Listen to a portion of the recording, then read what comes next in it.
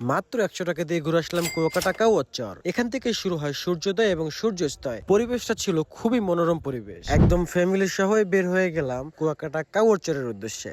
আমাদের বাসা কিন্তু কুয়াকাটা মহিপুরে, এজন্য কুয়াকাটা যেতে কিন্তু বেশি প্যারা আমাদের খাইতে হয় না। এখন যেই জায়গা দিয়ে আমরা উঠতেছি এটা বলা হয় অবদার রাস্তা।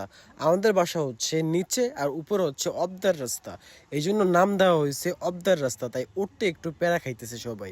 রাস্তায় কি পরিমাণে ধুল, কারণ রাস্তার কাজ এখনো চলমান। আমাদের এলাকা কিন্তু হচ্ছে বন্যার এলাকা। আমাদের এলাকায় কিন্তু ঝড় বৃষ্টি অনেক হয়, এজন্য যখন ঝড় হয় তখন কিন্তু সব ঝড় এই গাছের উপর দিয়ে কিন্তু চলে যায়। আপনারা এখন যে ছোটখাটো বাজারটা দেখতে পাচ্ছেন, এটাই হচ্ছে এই এলাকার অনেক বড় একটি মার্কেট। এলাকার মানুষ কোনো কারণে এই মার্কেটের নাম দিয়েছে ধোলাই মার্কেট। অবশ্য আমি প্রথমে ভয় পেয়ে গেছিলাম, ভাবছিলাম যে আমি যদি এই মার্কেটে কোনো কিছু কেনাকাটা করতে যাই, তাহলে আমাকে যদি আবার ধোলাই দিয়ে মার্কেট থেকে বের করে দেয় তাহলে আবার কেমন হবে বিষয়টা। পরে আমাকে সবাই বুঝিয়ে বললো যে এখানে কোনো ধোলাই দেওয়া হয় না, এই মার্কেটটাকে আমরা ভালোবেসে নাম দিয়েছি ধোলাই মার্কেট।